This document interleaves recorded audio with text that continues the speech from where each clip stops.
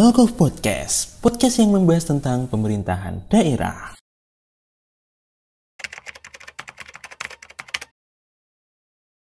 Halo teman-teman, kembali lagi di Logo Podcast. Oke, teman-teman, kali ini kita mau bahas soal perkembangan desentralisasi di Indonesia. Masih bersama saya, Hardian, dosen UNY. Di samping kanan saya ada sekarang ada Pandu Yuanjaya. Dalam beberapa menit ke depan kita akan membahas tentang apa aja sih yang terjadi di Indonesia hari ini, terutama berkaitan tadi dengan soal desentralisasi. Beberapa poin yang mungkin kita akan bahas tadi diantaranya adalah nanti soal ngomong bagaimana sih desentralisasi di era Soeharto, post Soeharto, hingga ya yang paling penting adalah nanti tentang bagaimana masa depan desentralisasi di Indonesia. Kenapa sih kita kok harus ngomong desentralisasi? Itu menjadi pertanyaan besar mungkin ya kali ini yang perlu kita bahas. Mungkin kita teman-teman merasa hingga hari ini pembangunan di Indonesia dan kesejahteraan kita itu masih dapat dibilang masih belum cukup lah atau belum memadai terutama di daerah-daerah pinggiran. Teman-teman mungkin merasakan adanya ketimpangan pembangunan di sana sini, angka kemiskinan juga masih cukup tinggi, hingga yang paling mengerikan itu adalah tentang angka ketimpangan yang semakin tinggi, semakin lambat laun semakin tinggi teman-teman. Kalau teman-teman sadari, padahal semua itu berkaitan dengan apa yang nanti kita bahas, yaitu tentang soal desentralisasi. Mungkin di video yang sebelumnya kita sudah membahas apa sih definisi desentralisasi, tapi gampangnya supaya teman-teman bisa tidak terlalu bingung nanti, kita ngomong bahwa desentralisasi itu adalah pelimpahan wewenang dari pusat ke daerah gitu aja. Oke, kita mungkin mulai dari poin yang pertama, yaitu soal desentralisasi di era Soeharto. Menurut Mas Pandu sendiri, gimana sih Mas desentralisasi di eranya Soeharto sendiri? Kita tahu kan Soeharto itu terkenal dengan bapak yang cukup bisa dibilang otoriter lah ya. Iya. Sehingga kita kayak desentralisasi di era itu, kayak sesuatu yang anomali aja kayak gitu. Nah, Iya. itu gimana menurutmu? Kalau zaman dulu itu memang sebenarnya zaman Pak Harto itu juga pemerintahan itu terdiri dari beberapa layer gitu kan. Kalau misalnya kita sebut layer yang paling kelihatan ya dua layer di bawah pemerintah pusat itu ada pemerintah Dati 1 dan Dati 2. Iya. Ada pemerintah provinsi dan kabupaten atau kota. Nah, ini sebenarnya menjadi unik ya karena sistemnya sentralisasi kan. Iya. Zaman Pak Harto, walaupun sebenarnya zaman Pak Karno sebelumnya memang ada kekhususan untuk otonomi. Tapi Pak Harto dengan alasan terutama 65 ya. Yep. Masalah 65 membuat semua agak kaku pada saat membicarakan tentang kebebasan dan sebagainya, karena itu dianggap nanti akan mengancam kesatuan NKRI. Ya, itu yang kemudian sering menjadi alasan bagi pemerintahan pada saat itu untuk membuat suatu mekanisme baru tentang kekuasaan di Indonesia. Kalau di daerah yaitu ceritanya kita punya beberapa layer, tapi pada prinsipnya itu bukan layer pemerintahan, tapi seakan-akan itu sebagai pengejawantahan atau tangan kanan yang cukup panjang dari pemerintah pusat ke daerah. Panjang tangannya mereka ya? Iya, kepanjangan tangan saja. Kalau misalnya lihat zaman dulu tuh kan nggak ada orang punya cita-cita jadi bupati. Cita-cita paling banyak itu pasti jadi ABRI. Dokter, ABRI. Kalau jadi ABRI, paling banter tuh cita-cita orang zaman dulu itu kan guru. Ya, guru. Kalau sekarang tuh nggak ada. Siapa sih orang yang kemudian kuliah ilmu politik misalnya? Kan nggak ada. Rata-rata kalau jadi politikus ya harus masuk Golkar kan. Nah, itu harus jadi pegawai gitu. Itu di era itu? Di era itu. Jadi otomatis kebanyakan kalau nggak jadi PNS, guru, ataupun jadi di ABRI. Ya. ABRI itu cita-cita yang paling luar biasa tuh zaman itu. Kayaknya sampai sekarang masih deh. Mungkin ya. Mungkin. Kayaknya iya ya. Karena ABRI itu entah sampai sekarang mungkin ya. Siapapun yang atau pensiunan ABRI zaman dulu kalau dia dekat dengan kekuasaan, terutama dekat dengan dulu itu patronasenya kan cukup kuat sekali. Patron klien kita semua tahu lah ya.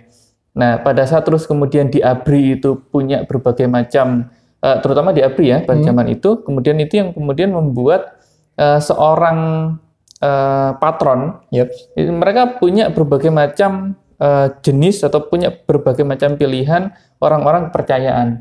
Yang bahkan pada saat setelah dia pensiun dari ABRI, mereka kemudian istilahnya tetap bisa menjabat dan berkuasa dengan cara meletakkan atau memberikan mereka jabatan di daerah tingkat 1 dan tingkat 2. Jadi itu seakan-akan pada zaman itu yang paling ya tentu saja ada Golkar ya. Kita nggak bisa mengurangi pengaruh Golkar, tapi pada saat itu ABRI menjadi pilihan yang paling banyak dipilih oleh Depdagri pada saat itu, ya, terutama Pak Harto yang kemudian memilih para gubernur, bupati dan wali kotanya itu berasal dari ABRI. Itu refleksi ya secara politik. Dan kemudian secara sosial.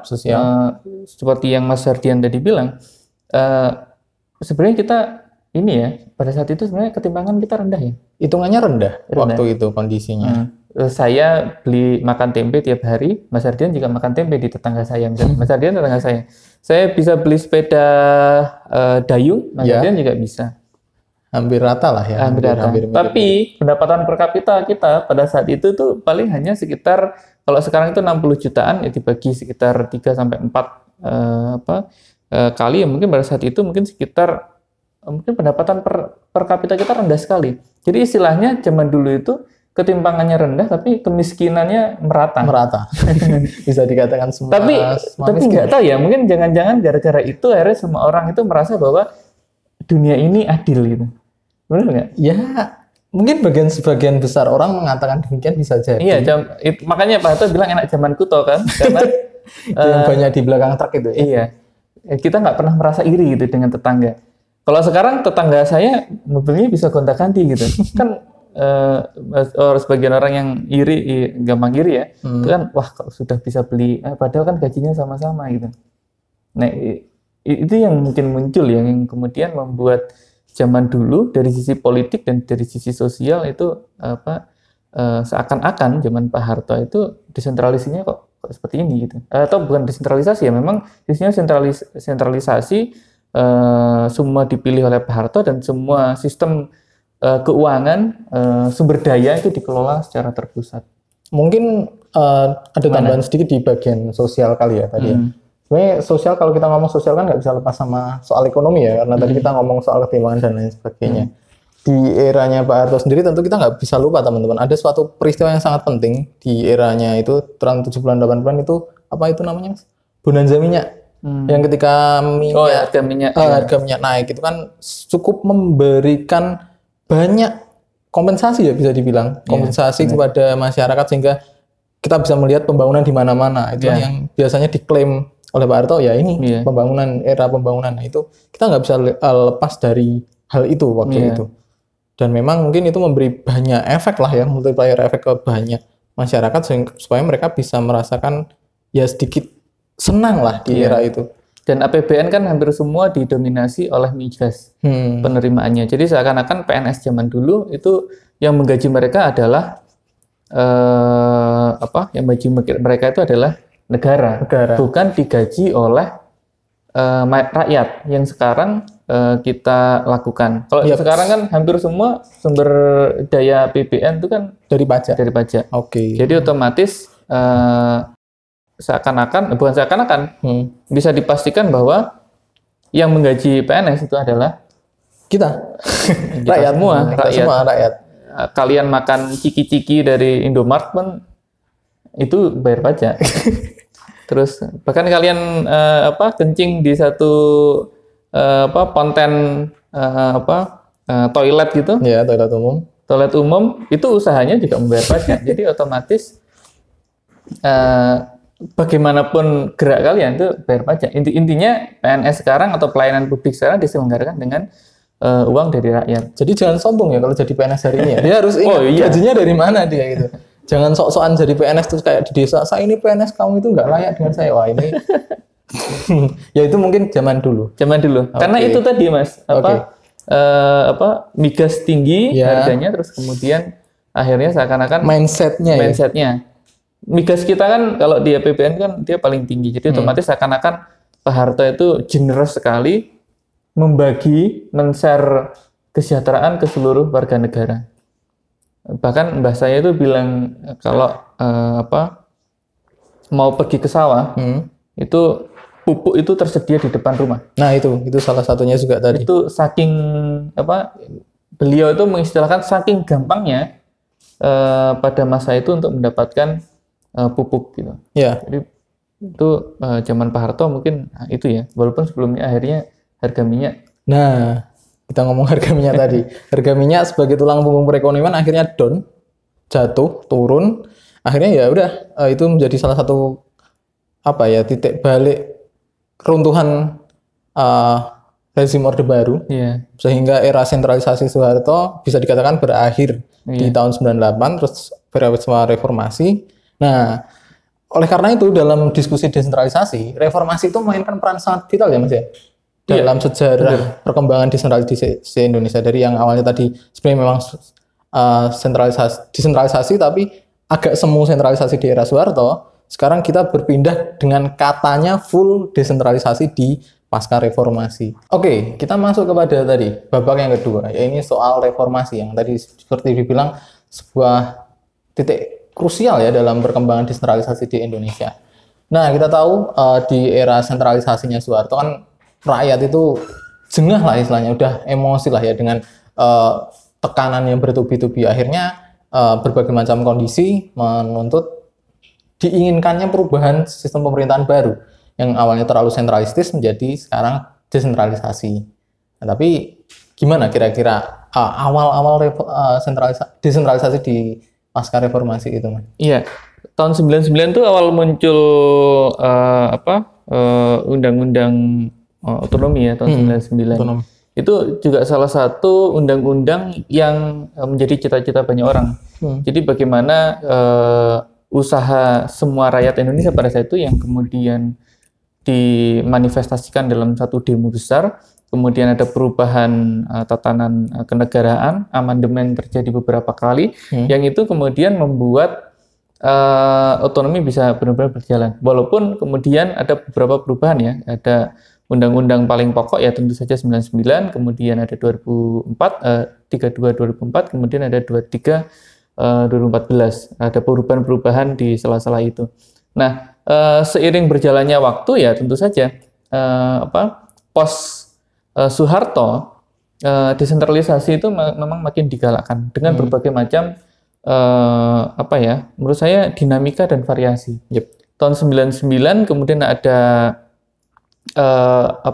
otonomi, walaupun tidak benar-benar seperti yang dilakukan kebanyakan negara lain pada saat melakukan otonomi. Walaupun proses pemilihan ketua DPR atau misalnya juga bupati, wali kota dan gubernur itu di DPRD, pada saat itu proses demokratisasi tingkat lokal itu sebenarnya sudah terjadi. Walaupun memang belum full, tidak seperti yang diharapkan oleh banyak orang tahun 99. Diharapkan banyak orang saya one man one vote ya, demokrasi liberal yang kemudian satu orang memilih punya hak pilih satu hak politik ya, kemudian gubernur sampai wali kota dan bupati juga melakukannya. Tapi tahun 99 belum. Mungkin ada hitung-hitungan hitung-hitungan politik dan sosial ya. Mungkin masa transisi lah ya. Masa transisi. Kalaupun misalnya tahun 99 bupati itu langsung dipilih langsung di saat masyarakat masih ekonomi belum stabil. Oh iya. Kemudian secara sosial masyarakat secara horizontal ya, itu gampang sekali terjadi krisis atau konflik ya, kita sebut seperti itu. Mungkin ada pilihan-pilihan kebanyakan anggota parlemen pada saat itu, politisi pada saat itu, mungkin mereka belum berani untuk memberikan keleluasan yang luar biasa gitu. Mungkin itu berkaitan sama ini, ketika yang belum berani tadi ya, belum berani langsung one man one vote, itu berkaitan juga, kalau nggak salah waktu 98-99 kan banyak daerah yang juga ingin memberontak untuk lepas. Oh iya, benar. Mungkin dengan adanya pemberian demokrasi liberal tadi, ditakutkan, kalau nggak salah waktu itu siapa tuh yang bilang, lupa saya kan, itu kayak pengen pilihannya ada mau jadi federal atau enggak kayak gitu. Yeah. Nanti kalau nanti terlalu lepas, nanti takutnya ya dari beberapa wilayah yang inti seperti Papua, Aceh kalau nggak salah ya, itu nanti bisa lepas dari Indonesia. Ditambah walaupun dengan kejadian Timor Leste. ya itu juga Timor Leste. Walaupun ditambah dengan kondisi ekonomi yang tadi belum stabil, sangat rentan lah ya. Walaupun kalau misalnya kita lihat hari ini ya mungkin pilihan untuk referendum pada saat itu ya mungkin sangat apa ya, adil ya untuk semua daerah ya. Bisa jadi. Nah ini banyak perdebatan kalau tadi bilang mau lepas atau enggak. Perdebatan lama ya. Perdebatan yang sampai sekarang barangkali belum usai. Termasuk bagaimana referendum yang terjadi di Timor Leste atau misalnya pergerakan paramiliter di sana itu juga menjadi masalah. Kemudian operasi-operasi militer di berbagai macam daerah. Otomatis ya kalau misalnya yang berlarut-larut pada zaman itu ya GAM ya. Ya GAM sampai 2004 kalau nggak salah. Iya. Kemudian tapi ujung dari semua kan entah itu dipilih langsung atau tidak dipilih langsung oleh rakyat, ujung-ujungnya pertanyaan awalnya apakah kemudian desentralisasi yang tujuan utamanya adalah mendekatkan kekuasaan kepada rakyat, mendekatkan sumber daya kepada rakyat, dan kemudian akhirnya menjadikan rakyat menjadi sejahtera, itu akhirnya tercapai. Nah itu pertanyaan besar itu. Sampai sekarang. Ini udah 20 tahun ya, 99 sampai sekarang. Apakah kemudian desentralisasi itu menghasilkan apa yang disebut dengan tujuan banyak orang, yaitu welfare ya. Kadang kita sampai sekarang pun akhirnya kita kalau saya ya, mungkin saya kok kayaknya agak pesimis ya. Apapun yang sudah kita coba, entah itu negara kesatuan, kemudian kita mencoba juga sentralistik, kemudian kita pakai sistem desentralisasi, atau dengan berbagai macam varian otonomi daerah, termasuk desentralisasi asimetris yang di Aceh, kemudian Papua, DIY tentunya. Ya. Nah itu apakah kemudian ujung-ujungnya apakah itu membawa kesejahteraan? Itu kan pertanyaan besar, Mas. Itu sebenarnya pertanyaan yang sampai sekarang itu juga masih menjadi PR ya menurut saya. Apakah memang benar nggak sih langkah kita sampai hari ini itu? Atau jangan-jangan ada opsi lain kayak gitu? Karena kalau tadi kan kita menyindir era Soeharto ya, yang kemudian hasilnya seperti itu gitu. Tapi pas Soeharto itu atau era reformasi ya, kebanyakan orang bilang.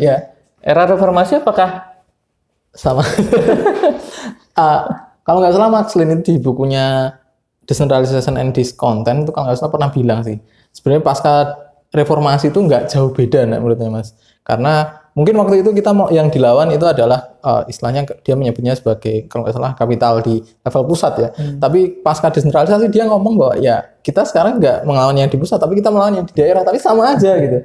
Jadi ini kayak ya udah tidak terlalu banyak berubah, justru malah lebih parah bahkan di beberapa tempat kayak gitu. Pragmatisasi politiknya sampai ke level akarnya sih. Nah itu. Jadi kalaupun misalnya kalau zaman dulu zaman Pak Harto ya, misalnya tidak ada money politik karena pemilihannya nanti berada di partai ya, kemudian partai yang dipilih, kemudian nanti money politiknya mungkin hanya berputar di ranah elit. Kemudian zaman pilihan presiden 2004 SBY ya, yang pertama kali terpilih itu merupakan money politiknya barangkali sangat kecil. Tapi yang kemudian yang muncul karena Undang-Undang 2004, kemudian 2005 ada perubahan, kemudian sampai sekarang akhirnya dipilih langsung oleh rakyat di daerah-daerah itu, kemudian memunculkan praktek-praktek sebelumnya yang terjadi di elit pusat saja, sekarang menyebar ke daerah. Bahkan pilkades itu parah sekali. Wah, teman-teman mungkin di daerahnya mungkin bisa lihat ya pengalaman pilkades di desa itu betapa sangat merepresentasikan bahkan kondisi kita hari ini, betapa parahnya gitu. Secara politik barangkali memang orang-orang di lokal itu mereka lebih lega ya, memilih tetangganya yang memang kenal bilangnya, daripada tiba-tiba dapat seorang pensiunan ABRI yang dari antah berantah kemudian menjadi bupati ya. Kemudian secara sosial tadi kan kita sudah bahas. Secara politik ini memang kondisinya malah menurut saya ya itu jauh lebih karena mekanisme liberal di masyarakat komunal itu menurut saya agak unik terjadi. Kalau mekanisme liberal di masyarakat individualis, barangkali yang terpilih adalah orang-orang yang memang secara representasi istilahnya bagus. Orang-orang kadang-kadang memilih, kalau di masyarakat yang individualis itu kan orang-orang memilih berdasarkan background ya. Rasionalitas, background. Rasionalitas ya. Yep. Tapi kalau misalnya di komunal, itu Pak RT siapa, pegang siapa Pak RT gitu. Pegang ini aja gitu. Itu pasti nanti masyarakat situ pasti megang itu gitu. Jadi sebenarnya nggak cuma masalah komunal organisasial RT ya Mas, tapi kita bisa memainkan bukan mainkan ya, itu bilang ada beberapa pembelahan di masyarakat yang juga mendukung itu. Suku, agama, ras, itu kita nggak bisa bohong, itu sangat mempengaruhi pemilihan bupati lah ya. Kayaknya kita nggak usah ngasih contoh ya. 2017 itu udah jadi contoh luar biasa. Ya teman-teman tinggal cari sendirilah apa yang terjadi di pilkada waktu itu. Tapi memang pilkada di era desentralisasi, pilkada dan juga kontestasi lokal itu kemudian menjadi preferensi bagi pemilihan presiden. Oke, memang. Nah, itu udah menjadi, kayaknya udah lama-lama menjadi rumus ya. Yang kemudian itu menjadi tes to the water ya, yang kemudian dari seorang elit kemudian kira-kira suara partai saya bagus nggak ya gitu. Bisa jadi kayak gitu. Ceknya ada di pilkada. Menang kalah kan nggak terlalu banyak tuh modelnya. Ya walaupun banyak untuk ukuran masyarakat biasa ya. Jokowi saya kira juga muncul dari mekanisme pilkada itu. Jadi ada efek positif ya mungkin yang mungkin entah berbagai macam perdebatan tentang Jokowi ya. Tapi kalaupun misalnya kita lihat dari sudut pandang normatif ya, Jokowi muncul dari citra dia sebagai pemimpin wali kota, pemimpin daerah yang positif gitu. Iya. Yang kemudian dia naik, kemudian menjadi gubernur, kemudian menjadi presiden. Ada citra, entah kita nggak bisa menafikan gonjang-ganjing gonjang-ganjing pro kontra dan ya antara kadrun dan kampret ya. Cebong dan ini apa? Cebong dan kampret apa ya? Sekarang apa namanya? Wah nggak tahu udah ada jadi apa mungkin. Terlalu banyak tuh ini. Tapi memang secara politik pos Soeharto di era reformasi ini memang menjadi menarik.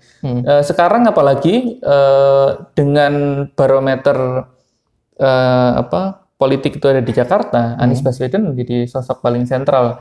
Yang kemudian banyak orang ingin menjadi Anies Baswedan, kemudian dengan spotlight yang luar biasa dari media, apapun yang dia bikin itu kemudian menjadi citra. Ya dulu sebelumnya Jokowi melakukannya ya. Dia masuk gorong-gorong langsung jadi presiden istilahnya gitu.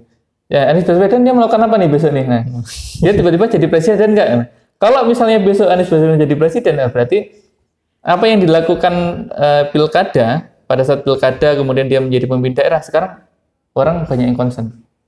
Menarik sebenarnya dari sisi politik kan? Iya di satu sisi, tapi di sisi lain itu juga cukup kontradiksi Mas. Karena selalu yang disorot maksudnya, yang disorot itu hanya cuma pimpinan DKI Jakarta. Nah, itu yang menurutku jadi kayak, ya terus gimana? Pimpinan Papua nggak boleh kan jadi presiden? Iya, kalau di Papua tuh sebenarnya orang-orang di sana, para bupati itu dia harus jalan kaki ke pelosok-pelosok. Kurang apa dia? Kurang merayat apa coba? Ya memang di sana ada gorong-gorong mungkin. Oh iya.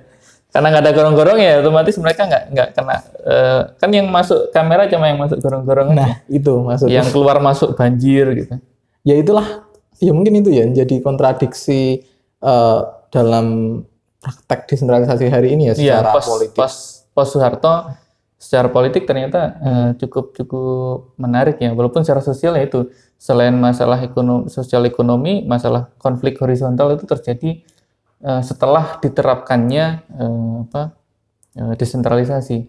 Cukup ini. Ya, adanya dana yang cukup besar di daerah itu yang membuat banyak orang berlomba-lomba untuk rebutan. Rebutan iya, iri-irian antar daerah juga bisa dibilang begitu. Iya. Bahkan seorang belum lagi kita bicara tentang seorang bupati yang kemudian masuk korupsi, banyak sekali. Jadi di era pos Soeharto tuh nano banget nih. Kalau zaman dulu kan mungkin lempeng-lempeng aja ya, kita tinggal hidup, kemudian kita lahir, hidup kemudian mati. Itu zaman Pak Harto tuh lempeng banget. Kayaknya kita mengikuti alur aja kayak gitu. Nggak ada dinamika kehidupan gitu. Ya itu mungkin efek dari cuma satu saluran berita kali ya. Mungkin ya. Tapi kalau sekarang misalnya kasus korupsi seperti Ratu Atut pada saat Gubernur Banten kemudian dia terkena dinasti politik korupsi dan lain sebagainya, menjadi tahanan dan kemudian belum inkrah, otomatis kan dia masih bisa mencalonkan menjadi gubernur kemudian. Nah, pada saat kemudian dia ikut kampanye, lucunya di Banten, mereka tetap memilih Ratu Atut. Itu kan menjadi unik sekali. Belum lagi contoh-contoh seperti kasus-kasus korupsi, suaminya korupsi, kemudian dia ditangkap oleh KPK, kemudian istrinya mencalonkan menjadi bupati dan terpilih gitu. Ini kayaknya menjadi sebuah topik menarik ya buat teman-teman yang mau riset. Mengapa orang yang udah korupsi atau suaminya korupsi atau istrinya korupsi, tapi dia tetap dipilih di pemilihan selanjutnya itu mengapa? Katanya kita anti korupsi atau gimana sih? Serba-serbi desentralisasi itu memang unik ya, terutama dinasti. Nah itu penting. Oke, nah kita tadi kan udah membahas teman-teman soal betapa bisa dibilang apa ya, bukan mengerikan sih, tapi worse lah bahasa Inggrisnya, setelah antah berantahnya desentralisasi pasca Soeharto. Nah, tapi menjadi pertanyaan besar terus, kalau desentralisasi itu nggak oke untuk Indonesia, desentralisasi juga belum sampai hari ini masih belum menunjukkan hasil yang memuaskan. Terus ada nggak sih opsi-opsi lain? Nah, menurut Mas Pandu gimana? Ada nggak kira-kira apa yang bisa kayak plan-plan atau mungkin ide-ide? Kayaknya ini bikin banyak orang berkerut ya. Berkerut bingung. Pusing ya. Buat apa? Kalau dulu kita pernah negara kesatuan, bukan pernah sampai sekarang ya. Kemudian awal-awal dulu benar-benar otonomi ya dari Pak Karno. Kemudian ada usul memang, walaupun pernah kejadian sekitar selama 1 tahun kita punya RIS, Republik Indonesia Serikat. Nah kemudian itu kita memang gonta-ganti itu selama 10 tahun, gonta-ganti 8 kali sekitar mungkin. Kemudian setelah itu ada Pak Harto dengan sentralistiknya dan kita melihat kegagalan yang sudah kita bahas tadi. Kemudian desentralisasi pasca pos Soeharto atau reformasi juga banyak kegagalan. Lalu lantas ada nggak pilihan lain kan gitu? Jadi pilihan-pilihan lain, saya kira kalau kita sudah keliling dunia melihat berbagai macam sistem tata pemerintahan yang sudah dipraktekkan, barangkali tidak ada jawaban yang paling ideal. Karena pada saat Pak Harto itu bilang ini adalah paling ideal, nyatanya kita gagal. Pada saat kemudian pasca reformasi kemudian kita memilih negara kesatuan dengan sistem desentralisasi dan nyatanya kita masih gagal. Nah, lantas apa gitu? Adakah yang paling baik selain demokrasi dan otonomi daerahnya gitu misalnya? Atau misalnya demokrasi dengan sentralistiknya? Padahal kita sentralistis sudah gitu. Sentralistis kita udah 32 tahun. Otonomi daerah kita sudah sekitar 20 hampir tahun. 20 tahun lah ya. Lebih 20 tahun. Adakah harapan untuk desentralisasi gitu?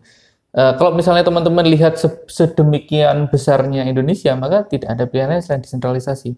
Entah itu kita punya sistem kerajaan, monarki, entah itu absolut atau konstitusional, ataupun kita menggunakan model sosialisme atau komunisme, ataupun pilihan-pilihan sistem kenegaraan yang lain, pilihannya ya tetap harus ada mekanisme desentralisasi yang jelas.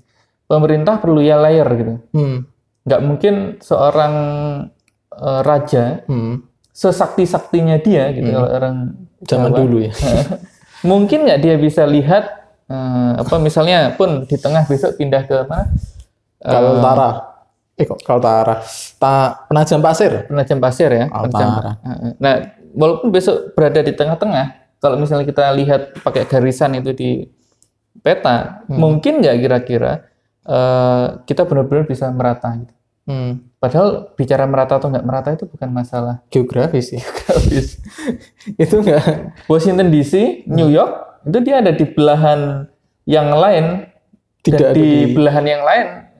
LA secara umum ya maju gitu, atau negara-negara seperti Rusia, Moskow itu ada di belahan paling barat ya, Tapi di sisi lain hampir Siberia pun itu juga masih maju gitu.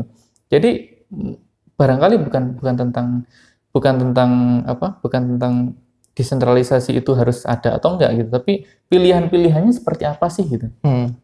Yang paling utama yang pertama adalah pilihan pertamanya itu kita tetap desentralisasi, tapi kita harus mencari sistem yang efektif gitu, baik secara sosial maupun politik. Paling utama adalah politik sebenarnya. Nah, di pilihan pertama ini Indonesia perlu menemukan bentuk baru desentralisasi yang efektif, tapi tetap dalam kerangka NKRI. Oke. Itu pilihan pertama. Di pilihan pertama ini ada 2 pilihan. Ini berarti bersub ya istilahnya. Ada sub kalau sama sekalian membayangkan pilihan pertama sub A. Pilihan pertama sub A. Itu meletakkan desentralisasi politik itu di tingkat provinsi, kemudian meletakkan desentralisasi administratif itu berada di kabupaten kota. Jadi di desentralisasi politik di tingkat politik itu ada di gubernur provinsi. Jadi nanti seakan-akan para gubernur inilah yang dia benar-benar menghandle secara otonom di daerah-daerah itu. Kalau di Indonesia ada sekitar berapa ya? Sekarang udah 34 ya mungkin ya? Provinsi ya? Iya, 34 provinsi seingat saya. Kalau misalnya ada yang pemekaran besok setelah video ini dilakukan ya berarti 35. Nambah lagi. Nah, yang ini masih diskusi terus ya, pemekaran itu. Nah, itu kemudian pilihan pertama, gubernur dipilih rakyat, kemudian di bawahnya ada kabupaten kota, itu secara administratif. Indonesia sebenarnya sudah melakukan ini, seperti kota Batu, Malang, Kota Batu Malang itu dia kota administratif. Kemudian ada di kabupaten administratif itu ada di Kabupaten Kepulauan Seribu, itu juga administratif. Walaupun di sisi lain memang kota-kotanya di sana memang administratif. Jadi pimpinan provinsinya aja yang dipilih, kemudian yang lain dipilih secara administratif. Jadi secara umum para bupati wali kota itu nanti bertanggung jawab langsung ke gubernurnya. Ya. Itu pilihan yang pertama dan saya rasa ini yang juga banyak dianjurkan oleh banyak para penganut terutama orang-orang hukum tata negara ya. Kalau orang politik kan kalau seperti kita semua bisa dilakukan gitu. Tapi secara hukum ini yang paling memungkinkan. Kemudian yang kedua, yang sub B. Yang sub B pilihannya itu meletakkan desentralisasi politik itu berada di level kabupaten seperti kita lakukan hari ini. Nah, kemudian di sisi yang lain gubernur itu dipilih oleh presiden. Dibalik ya tadi ya. Menurut saya ini yang paling ini sebenarnya yang paling yang dituntut. Kalau bagi saya pada saat kemudian membaca Undang-Undang Dasar, sebenarnya gubernur itu kan adalah kepanjangan tangan dari pemerintah pusat. Memang di banyak undang-undang juga demikian sih ya memang. Secara ininya. Jadi harfiahnya. Dan sekarang coba Mas Ardian lihat, pada saat kemudian ada pilkada, sebenarnya itu yang punya wilayah siapa sekarang? Kabupaten ya memang ya. Kabupaten kota. Provinsi itu dia bisa mengklaim yang mana wilayahnya? Ya mengkoordinasikan lah katanya itu guys. Bahkan Pak Sultan, kok Pak Sultan ya. Masa dalam ya. Pak Sultan. Saya itu Pak Sultan. KTP-nya udah Jogja. Sultan 9 dipanggilnya Pak Sultan kok. Pak Sultan ya. Nah, misalnya beliau bilang bahwa saya adalah gubernur DIY. Nyatanya beliau tidak pernah dipilih. Beliau juga tidak memiliki wilayah yang sama sekali berbeda dengan para pejabat kabupaten kota. Bupati dan wali kota. Programnya mau ditaruh mana coba? Punya uang nih? Iya. Untuk membangun jalan. Berapa ratus miliar itu? Jalannya provinsi yang mana ya gitu? Ya memang ada sih pembagiannya, tapi memang akan cenderung orang-orang menganggapnya tumpang tindih kali. Secara politik legitimasinya kurang. Ya kalau misalnya Sultan ya otomatis legitimasinya kuat ya. Misalnya kalau misalnya kita lihat Gubernur Jateng, Gubernur Jawa Timur, misalnya Gubernur Jateng, misalnya ada satu bupati agak nakal nih di Wonogiri. Ganjar manggil. Datang lah. Nggak manggil. Ini tolong bupati ini datang di sini. Bupati itu punya tanggung jawab untuk datang nggak? Ya, karena secara moral iya. Secara moral iya, karena kepanjangan tangan dari pemerintah pusat. Secara hukum belum. Karena dia langsung bertanggung jawab kepada Kemendagri. Presiden istilahnya ya. Karena ada pusat ya. Jadi secara umum provinsi itu tidak memiliki kewenangan apapun di era sekarang. Nah, ini yang pilihannya antara menarik atau tidak gitu. Nah, jadi pada saat terus kemudian desentralisasi itu diletakkan pada konteks seperti sekarang ini, bupati dipilih, gubernur dipilih, akhirnya menjadi seakan-akan tidak berguna gitu. Memilih seorang gubernur pada saat undang-undang hingga sekarang, kalau teman-teman ya, terutama ya, membaca undang-undang di seluruh undang-undang kita tentang otonomi daerah, titik tekannya itu berada di kabupaten kota. Kabupaten kota adalah pemilik pemimpin wilayah yang dia dianggap adalah pemimpin yang paling mengerti yang diinginkan oleh rakyat. Paling dekat dengan rakyat. Paling dekat dengan rakyat. Kalau misalnya, Gubernur Jateng ya, dia memiliki beberapa suku. Kalau misalnya kita mau kembalikan lagi ke filosofi desentralisasi ya, berusaha untuk mendekatkan kekuasaan ke rakyat dan kemudian membuat kebijakan yang sesuai dengan preferensi rakyat. Nah, Gubernur Jateng orang Jawa misalnya. Sedangkan di Jateng ada suku lain. Ada suku istilahnya suku besarnya Jawa, tapi di situ ada kebudayaan yang berbeda-beda. Orang-orang dari Mataraman berbeda, kemudian Banyumasan berbeda juga. Berbeda, kemudian yang dekat-dekat dengan Jawa Barat itu juga berbeda. Itu yang kemudian kalau Jawa ya mungkin nggak terlalu beda ya. Mungkin tapi kalau luar Jawa lah lebih ini kontras perbedaannya ya. Itu Sumatera Utara misalnya. Ada kabupaten yang beragama berbeda. Ada satu yang declare yang ini yang kemudian membuat sistem ini menjadi banyak pertanyaan gitu. Jadi otomatis pilihan yang kedua tadi bagaimana caranya daerah itu dipilih, tapi gubernur benar-benar kepanjangan tangan. Ini yang undang-undang 2014 sebenarnya tujuannya ke arah sana. Jadi gubernur itu nanti akan dipilih oleh pemerintah pusat. Kalaupun akhirnya terpaksanya pemerintah pusat nggak bisa memilih, DPRD provinsi itu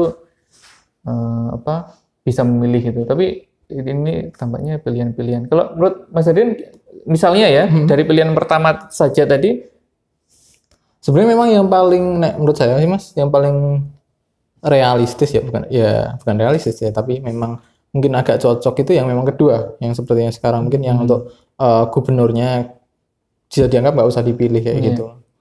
Cuma ya gimana ya, memang akan ada banyak masalah ya secara politik sama ini. Yang menjadi masalah adalah ini nanti memang jika kalau nanti menjadi kepanjangan tangan dari pemerintah pusat, mungkin kayak pemerintah daerah kabupaten kota itu lebih, menurut saya lebih ini bisa dikatakan lebih berwarna kalau untuk mengatakan untuk tidak ini ya, lebih garis koordinasinya akan lebih banyak lah ya Mas, banyak masalah dan lain sebagainya. Itu tapi dari sisi negatif. Tadi dari sisi paling rasional memang ya mungkin lebih make sense yang tadi, karena mungkin kalau kita tarik sejarah zaman penjajahan bisa dibilang seperti demikian. Kayaknya memang dari dulu daerah-daerah itu kita kenalkan kabupaten, kadipaten dan lain sebagainya. Daerah-daerah gubernuran itu kayak nanti-nantian gitu, yang akhir-akhir kayak mungkin gitu. karesidenan ya zaman dulu. Nah itu mungkin juga yang menjadi latar historis kenapa kok masyarakat kita itu lebih dekat dengan bupati, dan ya mereka lebih merasa memiliki bupati daripada mereka memiliki gubernurnya. Mungkin itu. Selain dari di samping aspek tadi, aspek kebijakan yang mungkin tidak langsung mengena ke mereka tadi. Yang pilihan kedua tadi memang kelemahannya selanjutnya adalah pertimbangan kenapa itu tidak jadi dilakukan, karena pada saat gubernur itu dipilih rakyat saja, rakyat yang sama dengan yang memilih bupati aja gubernurnya kurang legitimate, apalagi dipilih oleh presiden. Ya, tambah akhirnya gubernur semakin tidak dilirik oleh masyarakat. Pada saat dia membuat himbauan atau bahkan membuat peraturan, nggak ada yang mau peduli sama dia. Oke, tadi kan ini baru opsi yang pertama ya, opsi yang pertama. Nah, sekarang opsi selanjutnya mungkin Mas Pandu ada. Oke, yang opsi kedua dan ketiga ini sebenarnya agak mirip. Yang bukan agak mirip ya, bertentangan nih, kok mirip. Nah, pilihan yang kedua itu tidak ada lagi otonomi khusus. Jadi tetap kerangkanya adalah negara kesatuan kalau mau ya. Tapi di situ pilihan kedua ini tidak ada lagi otonomi khusus yang diberikan kepada daerah-daerah gitu. Kalau di seluruh dunia kan penerapan desentralisasi kan selalu ada yang disebut dengan otonomi khusus. Selalu ada daerah-daerah yang diberikan privilege.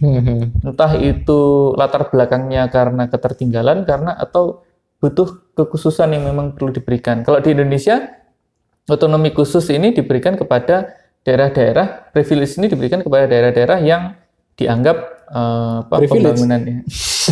Oh, ini nanti debat lagi. Ya memang privilege. Kalau saya sebetulnya memang privilege ya, privilege untuk mengejar ketertinggalan. Kalau di Papua dan Aceh itu pemberian otonomi khusus itu istilahnya akibat dari secara historis, kemudian dari sisi ketimpangan. Yang mengusulkan tentu saja keadaan. Daerah Aceh, kemudian di Papua, mereka menuntut adanya privilege kepada mereka berupa pembagian terutama ya dana bagi hasil, terutama dana bagi hasil migas yang kemudian bisa meningkatkan kesejahteraan mereka. Mereka menganggap bahwa selama ini sumber daya yang dieksploitasi di daerah itu tidak memberikan dampak apapun karena semua disetor ke Jakarta. Sedangkan di DIY, privilege itu diberikan karena ada unsur historis tapi lebih ke ranah kebudayaan. Historis karena kita pernah menjadi seakan-akan semua orang adalah warga negara DIY ya. Warga negara DIY. Karena sama-sama orang DIY jadi otomatis itu sebenarnya kita. Kalau di DIY memang diberikan karena sisi historis dan budaya. Karena yang pertama tentu saja ada sisi historis kita pernah menjadi ibu kota, kemudian di sisi lain secara historis kita menjadi seakan-akan penanam saham, salah satu penanam saham terbesar yang mendirikan republik ini. Itu yang kemudian selain itu secara politik kan tahu sendiri bagaimana Sultan HB9 itu kiprahnya dan kemudian sangat dekat sekali dengan berbagai macam hampir semua penguasa atau pemimpin di Indonesia itu beliau dekat dan berada di sekitar kekuasaan, jadi otomatis privilege itu terus diberikan kepada DIY. Nah, di pilihan kedua ini desentralisasi itu dilakukan dengan menghilangkan otsus, maksudnya otonomi khusus. Jadi ruang-ruang keistimewaan itu tidak perlu diberikan kepada seluruh daerah. Nah, ini tujuannya agar pemerataan itu terjadi. Walaupun kita bisa debat ya, karena zaman dulu kita ketimpangan geografis dan sumber daya alam itu tidak bisa disangkal. Itu yang kemudian menjadi alasan di pilihan kedua ini agar setiap orang diberikan yang merata dan akhirnya mereka merasakan akan mendapatkan adil. Nah, bagaimana mencapai kesejahteraan? Ya mereka harus berjuang sendiri gitu.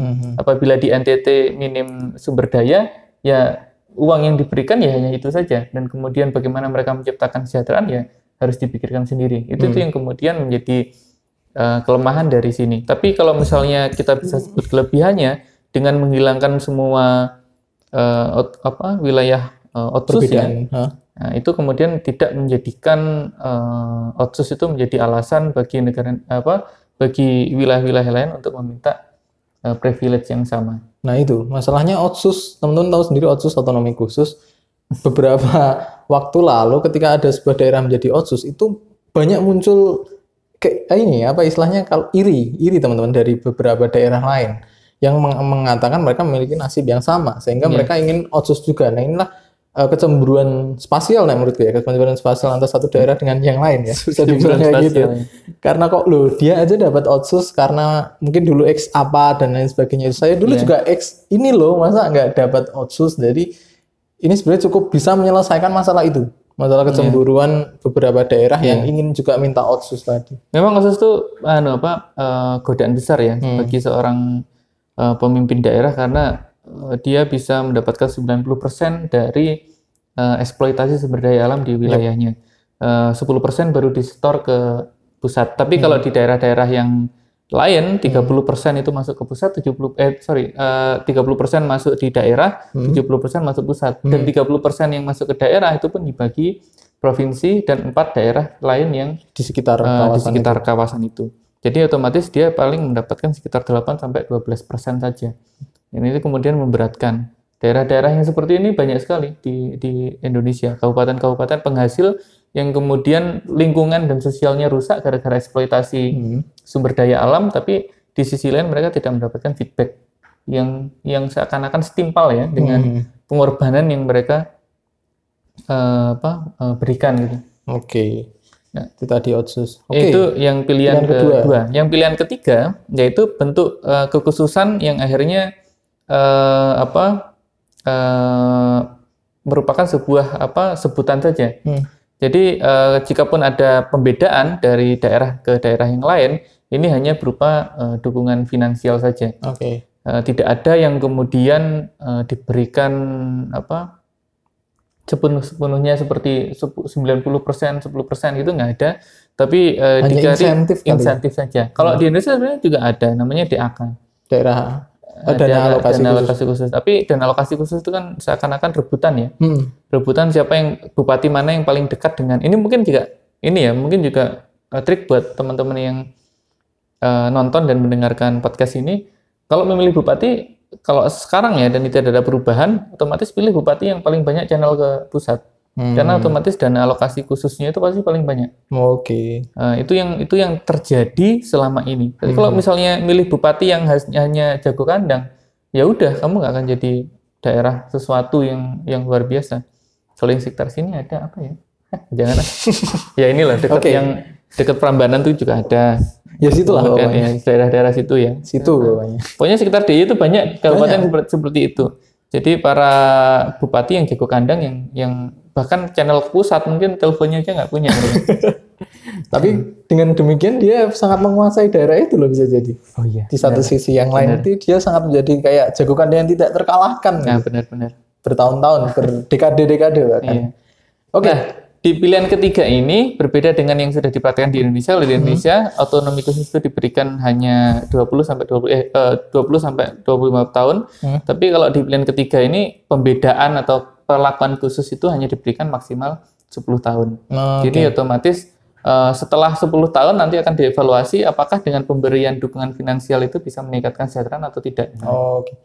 Berarti otsusnya itu kayak otsus kecil-kecilan ya. Otsus kalau aplikasi itu otsus light gitu loh, kayak Instagram light. Jadi itu. Mana yang butuh ya mereka dikasih. Itu make sense juga sih. Kemudian yang pilihan keempat terakhir. Nah, pilihan ada 5. Ada 5. Tenang aja. Saya kira yang masih banyak ini, masih lama ya. Kita makin pusing malah teman-teman kalau semakin banyak pilihan, tapi memang akan menjadi banyak opsi ya. Nah, bisa ditindaklanjuti. Di pilihan keempat ini, Mas, itu ada akomodasi otonomi khusus. Jadi, otonomi khusus diberikan malah seluas-luasnya. Kalaupun misalnya akan ada yang mau bikin otsus di kabupaten, itu otomatis dengan alasan ya.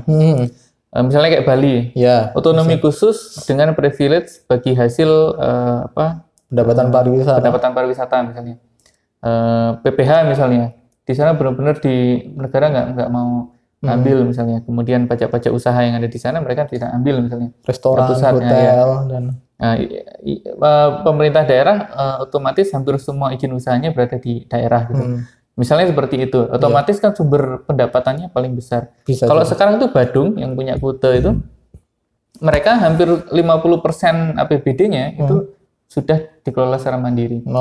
Istilahnya ya, kalau misalnya mau berani bilang, Kabupaten Badung tanpa transferan dana dari Jakarta, mereka bisa survive. Bisa berdiri sendiri, mandiri mereka. Ya, bisa mandiri. Nah, itu misalnya. Jadi pilihan keempat ini memberikan dukungan yang luas dan berparadigma plural ya, yang kemudian dia bisa memberikan privilege bagi semua daerah yang punya alasan agar mereka bisa menjadi otsus. Oke. Jadi seakan-akan semi federal misalnya. Iya. Kayak saya kira tadi menuju arahnya menuju federal. Karena aroma konteksnya masih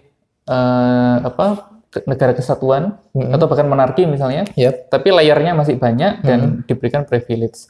Oke, berarti tadi pilihan keempat. Nah, sekarang katanya Mas Oni pilihan yang kelima yang mungkin kayaknya paling berbeda kali ya.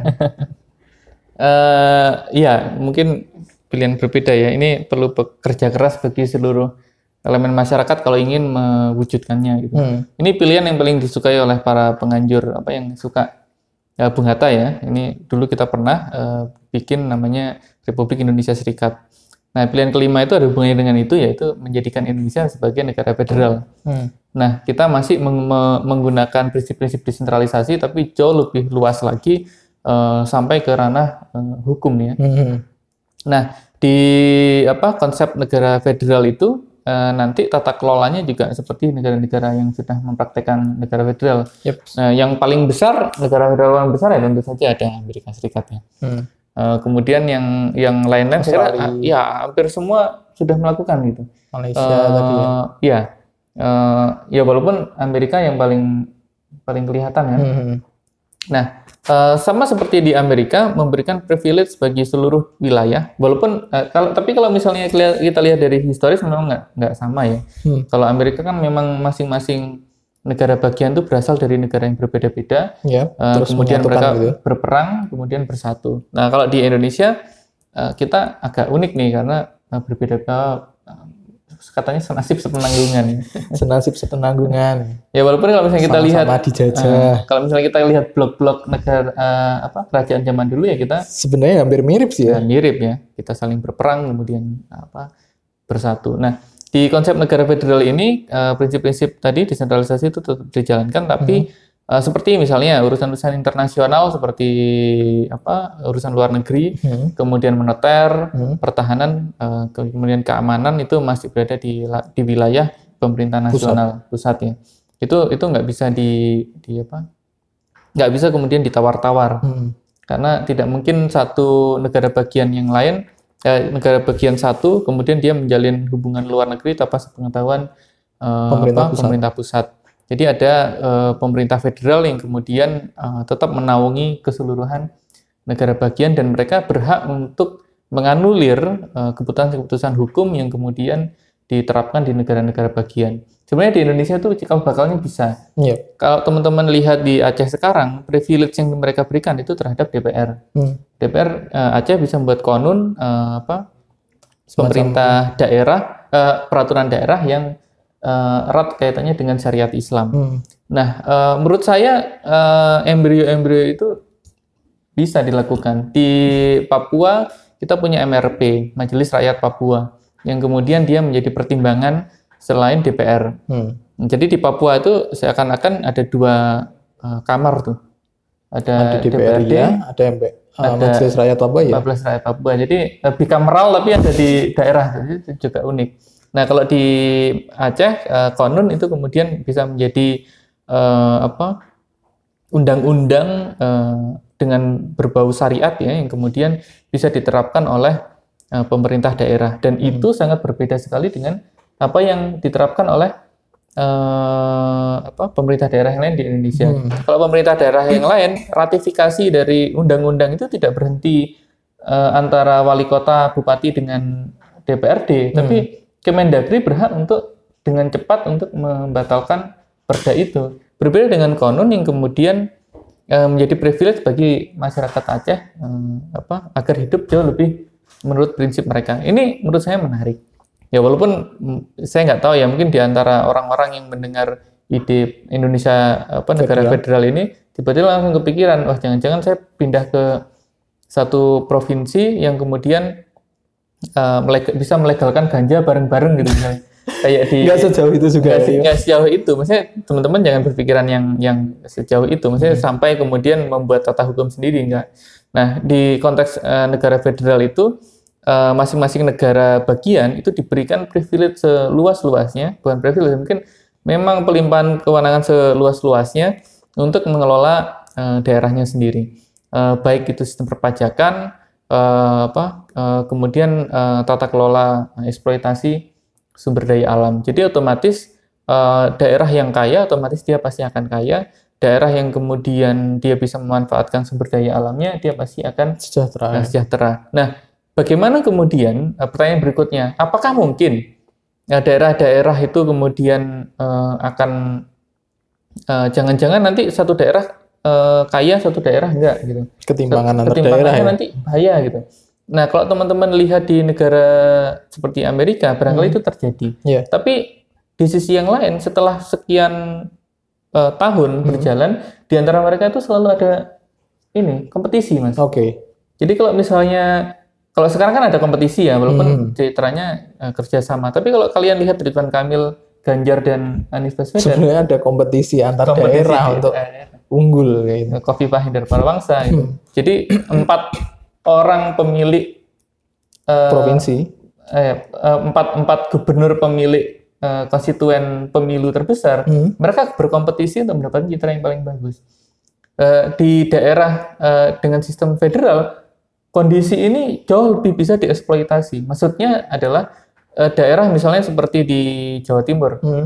Jawa Timur dengan berbagai macam kekayaannya, di sana ada tambang, ada sumber daya alam, perkebunan dan sebagainya, bisa dieksploitasi. Nanti dia akan bekejaran dengan daerah-daerah seperti Jawa Tengah atau Jawa Barat. Misalnya bisa lebih dimaksimalkan. Jadi otomatis karena mereka resources-nya itu mereka kelola sendiri, kemudian mereka juga bisa meningkatkan pajak dengan menurut kesesuaiannya mereka. Itu yang kemudian bisa meningkatkan produktivitas dan juga income untuk daerah tersebut. Dan di sisi yang lain, daerah itu kan pasti akan berlomba-lomba. Wah, kalau saya miskin kan malu sama daerah yang lain. Itu mungkin yang kemudian bisa menarik dari negara federal, karena kebutuhan-kebutuhan negara semakin negara bagian itu semakin dibebaskan untuk menyerap aspirasi masyarakatnya. Ya, memang terlihat sangat menarik ya tawaran untuk menjadi negara federal ya. Pilihan federal maksud saya, bukan menjadi negara federal. Karena tapi kembali lagi gini, federal ini hanya diperuntukkan untuk menyelesaikan masalah sosial ekonomi ya, Mas, bukan mengacu pada hal yang lain. Karena memang sangat ditakutkannya adalah ketika sosial ekonomi dan juga beberapa adat dan budaya mungkin. Nah, kenapa kok dibatasi dalam hal ini? Karena memang di beberapa ahli itu memang sangat takut ketika ini diterapkan, perpecahan akan sangat rentan terjadi. Oh, iya. Terutama di negara dengan bisa dibilang gesekannya sangat tinggi seperti di Indonesia seperti itu. Nah, itu horizontalnya. Konflik horizontalnya sangat rawan seperti Indonesia itu. Nah, itu yang mungkin ada di satu sisi dia sangat menarik, tapi di sisi lain dia juga cukup riskan kayak gitu. Benar. Jadi memang mungkin ya itu ada beberapa, setiap pilihan pasti ada ininya plus minusnya teman-teman kayak gitu. Ada lagi atau mungkin itu? Kalau menurut saya pilihan-pilihan itu kan masih menjadi menarik gitu. Karena kita belum melakukannya. Pasti. Nah, karena tadi ini semua ini masih adalah sebuah gagasan ide yang belum benar-benar diambil ya, belum dieksekusi sampai hari ini, sehingga sangat masih menawarkan potensi yang maksimal untuk nanti diimplementasikan lah bahasa kitanya kayak gitu. Itu teman-teman, beberapa opsi bagaimana desentralisasi ini nanti kedepannya berkembang. Cuma lagi-lagi di sini kita bukan menentukan ini buruk, ini baik, atau yang lain itu buruk, yang baik, enggak. Tapi semua ini hanya kita memberikan analisis, wacana, atau preskripsi ya, atau pilihan-pilihan yang nanti sebenarnya baik buruknya pilihan ini itu kembali kepada teman-teman yang nanti ke depan akan menjadi para pemimpin bangsa. Kita di sini semua akademisi itu hanya berfungsi sebagai memberikan ide, gagasan dan lain sebagainya. Fasilitator, memfasilitasi. Dan memang itu fungsi utama akademisi. Kalau akademisi turun politik itu ya beda lagi. Oke. Kan tidak ada yang abadi selain perubahan. Ya, perubahan itu pasti. Nah, mau berubah atau enggak itu pilihan. Nah, itu. Oke, mungkin ada lagi Mas Banu? Atau udah cukup? Kayaknya. Itu udah lama ya kayaknya. Iya, kita cukup banyak lah. Sudah ngobrol sampai mana? Zaman penjajahan tadi sampai sampai di Amerika dan lain sebagainya. Oke. Mungkin itu teman-teman vlog hari ini terkait tentang perkembangan desentralisasi di Indonesia. Semoga apa yang kita bicarakan tadi bisa teman-teman pahami. Dan nanti kalau teman-teman masih bingung dengan konsep yang kita jelaskan tadi, jangan lupa untuk mencantumkan pertanyaannya pada komentar atau bisa langsung menghubungi kami lewat email atau nanti beberapa kontak person yang kami akan sampaikan. Mungkin itu akhir kata, selamat sore, sampai jumpa